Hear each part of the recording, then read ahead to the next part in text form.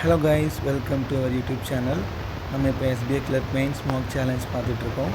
நேற்றோட 10 mark கொண்ட SBI clerk mains mark challenge முடிஞ்சிருச்சு. So லாஸ்ட்டாக போட்ட 10வது மார்க்கோட ஸ்கோர் கார்டு என்னென்னு பார்க்கலாம்.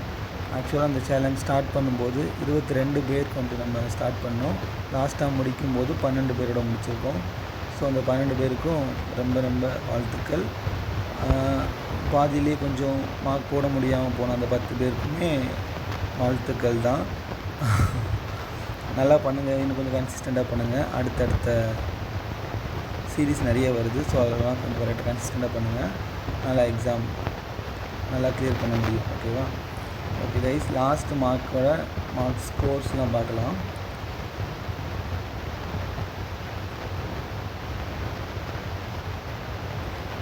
Mark 10 toppers. First one is Aishwarya 78.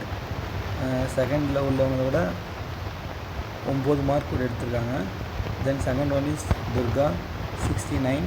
Third Ilakkiya 68.75. Fourth Maris 67. Best accuracy holders Kokila 92.86. Then Aishwarya 83.67. Third Kani 82.35. Fourth Ilakkiya 81.11. Points table topper யாருன்னு பார்க்கலாம். லாஸ்ட்டு மார்க் முடியும் போது ஃபர்ஸ்ட் ஒன் இஸ் இலக்கியா. இந்த சேலஞ்சோட டேபிள் டாப்பராக இருக்காங்க. பாயிண்ட்ஸ் டேபிள் டாப்பர் 34 பாயிண்ட்ஸோட ஃபஸ்ட் ப்ளேஸில் இருக்காங்க. தென் கவிதா 25 பாயிண்ட்ஸோட second place. Then third Maris 16 points. அப்புறம் லாஸ்ட் வரைக்கும் பாயிண்ட்ஸ் டேபிளில் இருந்தவங்களாம் இந்த 6 பேர் தான். Then Durga 15 point, KN 14 points, Aishwarya 5 points. Okay, now it's time to announce the winner. ஆக்சுவலாக ஒரு சேலஞ்ச் நம்ம லாஸ்ட் 1 மந்த்தாக போயிட்டுருக்கு. ஸோ அதில் 1 மந்த்தை கன்சிஸ்டண்ட்டாக பண்ணுறது அப்படிங்கிறது பெரிய விஷயந்தான். ஸோ இப்போ அவங்களே ஓகே, மேபி நீங்களே இந்த மாதிரி மார்க் போட்டு ரிவ்யூ பண்ணிங்க அப்படின்னா கண்டிப்பாக ஓகே பண்ண முடியாது. ஸோ அதனால் இந்த மாதிரி இவ்வளோ கன்சிஸ்டண்ட்டாக பண்ணியிருக்காங்கல்ல, ஸோ அதனால் அவங்களுக்கு எல்லாம் ஒரு சும்மா ஓகே ஒரு ஸ்மால் டைட்டில் மாதிரி கொடுப்போம்னு தோணுச்சுது. ஸோ அதனால் கொடுத்துருக்கோம். பாயிண்ட்ஸ் டேபிள் டாப்பர் யாருன்னா ஐகானிக் இலக்கியா 34 பாயிண்ட்ஸோட ஃபஸ்ட் ப்ளேஸில் இருக்காங்க. Then powerful aspirant of the series award goes to dangerous Aishwarya. ஏன் அப்படின்னா இவங்க ஆக்சுவலாக போட்ட மார்க்லேயே நிறைய மார்க்கில் இவங்க தான் இந்த மாதிரி ஃபஸ்ட் மார்க் எடுத்துருப்பாங்க. ஸோ அதனால் இந்த அவார்டு அவங்களுக்கு போகுது. தென் அக்யூரசி குயின்ஸ் யாரெல்லாம் அப்படின்னா கண்ணா, கோகிலா அண்ட் கனி. ஏன் அப்படி பார்த்தீங்கன்னா கண்ணா, கோகிலா, கனி ஓகே 3 பேருமே இந்த 10 மார்க்கில் ரொம்ப சூப்பராக பெர்ஃபார்ம் பண்ணியிருப்பாங்க. முக்கியமாக அக்யூரசியை பார்த்தோம் அப்படின்னா கோகிலா நான் அவங்கள இந்த லாஸ்ட்டு இந்த மந்த்துக்கு முன்னாடி பார்த்ததை விட இப்போ இந்த மந்தில் அவங்க ரொம்ப சூப்பராக பண்ணிகிட்ருக்காங்க. ஓகே, டாப் 2 டாப் 3ல் எடுக்க ஆரம்பிச்சிட்டாங்க. தென் கனியும் அப்படி தான், தென் கவிதாவும் அப்படி தான் ரொம்பவே இம்ப்ரூவ் பண்ணிட்டாங்க இந்த மெயின்ஸ் மார்க் சேலஞ்ச் சீரீஸ் மட்டுமே நான் பார்த்த வரைக்கும் சொல்கிறேன். ஸோ அதனால் அக்யூரசி குயின்ஸ் அவங்க தான். Then most consistent aspirants Maris, Aishwarya, KN, Sudha and Lakshmi. இவங்க எல்லாருமே என்னென்னா கரெக்டாக கன்சிஸ்டண்ட்டாக மார்க் போடுறாங்க. பட் ஆனால் நிறைய பேர் ரிவ்யூ பண்ணுறதில்ல. ஆக்சுவலாக நிறைய பேர் மார்க் போடுறாங்களே தவிர அதை ப்ராப்பராக எஃபிஷியண்ட்டாக ரிவ்யூ பண்ணுறதே கிடையாது. அந்த மாதிரி ரிவ்யூ பண்ணால் மட்டும்தான் இம்ப்ரூவ் ஆகும்.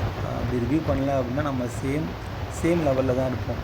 அப்படிங்கிறத நிறைய பேர் இந்த மார்க் சேலஞ்ச் மூலமாக ரியலைஸ் பண்ணியிருப்பாங்கன்னு நம்புகிறேன். ஏன்னா நான் ஒரு 3-4 பேர்கிட்ட கேட்டேன். அதுவே ஓகே சரியாக மெயின்ஸ் மார்க் எதுவுமே ரிவ்யூ பண்ணலைன்னு தான் சொன்னாங்க. நான் ஆக்சுவலாக அந்த சேலஞ்ச் ஸ்டார்ட் பண்ணதே அதுக்காக தான். ஓகே, இந்த 1 மந்த் வேஸ்ட் பண்ணக்கூடாது, கொஞ்சம் ஓகே எஃபிஷியண்ட்டாக போகணும்னு சொல்லிட்டு தான். பட் ஆனால் நீங்கள் அதோட நிறைய பேர் இருக்கீங்க. ஸோ அதனால் கொஞ்சம் நெக்ஸ்ட் அப்கமிங் மார்க் போடும்போது அப்கமிங் சேலஞ்சஸில் என்னென்னா உங்களோட இதெல்லாம் சேஞ்ச் பண்ணிக்கோங்க, வேகமாக இம்ப்ரூவ் பண்ண முடியும். ஓகே, தென் எமர்ஜிங் டஃப் காம்படிட்டர்ஸ். ஏன் அப்படின்னா ஆக்சுவலாக டாப் 3ல் வரக்கூடிய கேண்டிடேட்ஸ் ஆக்சுவலாக இவங்க எல்லாருமே வரலாம். இந்த சேலஞ்ச் மட்டும் வச்சு நான் பேசுகிறேன். இப்போ கோகிலா, துர்கா, கவிதா, கனி அண்ட் ரூபா. ரூபா இப்போ தான் வந்தாங்க. ஆக்சுவலாக இப்போ தான் ஸ்டார்ட் பண்ணாங்க. லாஸ்ட் மந்த் ஸ்டார்ட் பண்ணாங்க. ஓரளவு நாலேஜோட ஸ்டார்ட் பண்ணாங்க ஆக்சுவலாக. ஸோ அவங்க ஃபஸ்ட்டை விட இப்போ என்னென்னா அவ்வளோ மார்க் இம்ப்ரூவ் பண்ணியிருக்காங்க. Very good.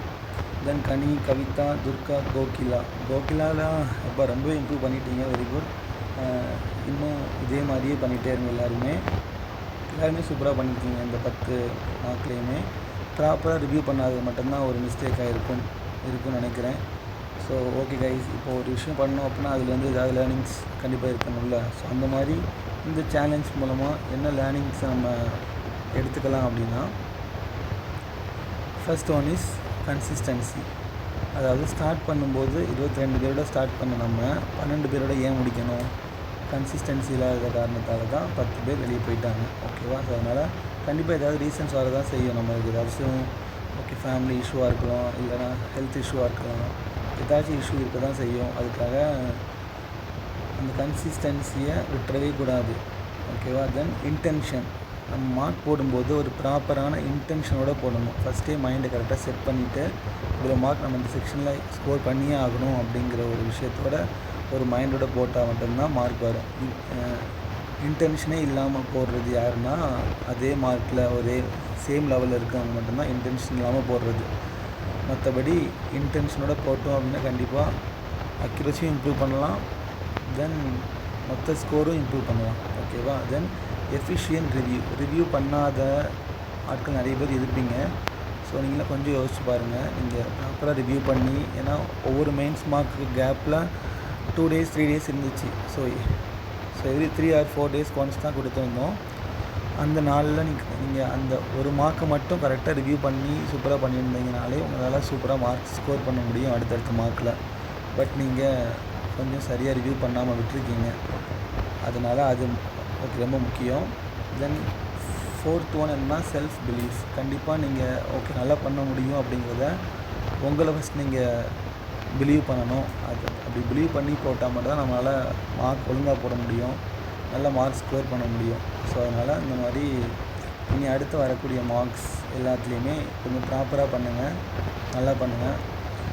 Okay guys, next நம்ம இப்போது எஸ்பிஐ கிளர்க் பிஓ எக்ஸாம் வரப்போகுது. ஸோ அதுக்கான பெய்ட் கைடன்ஸ் பேட்ச் ஸ்டார்ட் பண்ண போகிறோம் Jan 2ல். அதுலேயும் இந்த மாதிரி நிறைய டெய்லி ஷெடியூல்லாம் எல்லாமே உண்டு. ஸோ இந்த மாதிரி சேலஞ்ச் வச்சு கொண்டு போகலான்னு இருக்கேன். ஸோ ஓகே கைஸ், பார்க்கலாம். அப்படி யாரெல்லாம் இந்த பேட்சில் ஜாயின் பண்ண இன்ட்ரெஸ்ட் இருக்கோ அவங்களாம் மெசேஜ் பண்ணுங்கள் டெலகிராமில். நான் அந்த கோர்ஸ் பற்றி எல்லாம் சொல்கிறேன். இதெல்லாம் தான் கோர்ஸ் ஃபியூச்சர்ஸ். ஓகே கைஸ், நல்லா ப்ரிப்பேர் பண்ணுங்கள், நல்லா ப்ராக்டிஸ் பண்ணுங்கள். கண்டிப்பாக கிளியர் பண்ணிடலாம் இந்த வருஷம். ஓகேவா? Okay, thank you.